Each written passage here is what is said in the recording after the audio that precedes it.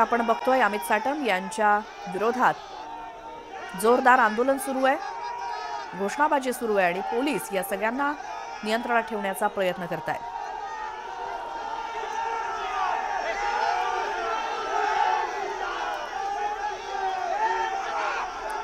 मुंबईचे भाजप अध्यक्ष अमित साटम यांच्या विरोधात जोरदार आंदोलन सध्या सुरू आहे। कुठे आणि कशा संदर्भात जाणून घेऊयात आमचे प्रतिनिधी राहुल जोरी यांच्याकडनं। राहुल, श्वेता, एकंदरीत जर बघितलं तर अमित साटम यांच्या विरोधात काँग्रेसच्या युवा कार्यकर्त्यांनी आज आंदोलन पुकारलं होतं।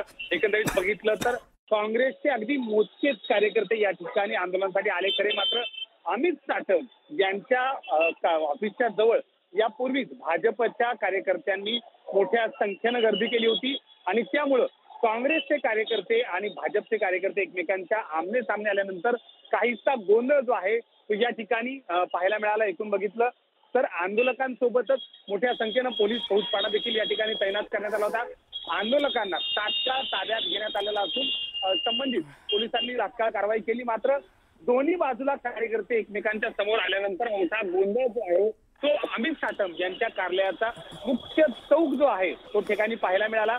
आज सकाळपासूनच ज्या पद्धतीने आपण बघतोय की आक्रमक असं एकमेकांच्या विरोधात हे होत होतं आणि त्यानंतर भाजपच्याच कार्यकर्त्यांनी खूप मोठ्या संख्येनं इथं एकत्र येत काँग्रेसच्या कार्यकर्त्यांचा विरोध केला। यासोबतच गोंधळ जो आहे तो देखील मोठ्या प्रमाणात पाहायला मिळाला। मात्र आता काँग्रेसचे जे काही कार्यकर्ते आले होते त्यांना पोलिसांनी ताब्यात घेतलं असून लगेच इथली परिस्थिती कशी नियंत्रणात आणता येते यासाठी संपूर्ण पोलीस फौजफाटा कामाला लागलाय। राहुल, धन्यवाद या माहितीसाठी।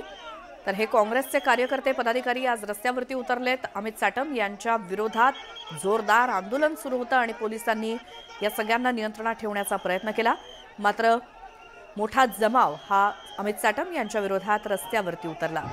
भाजपचे आणि काँग्रेसचे कार्यकर्ते यावेळी आमने सामने आले।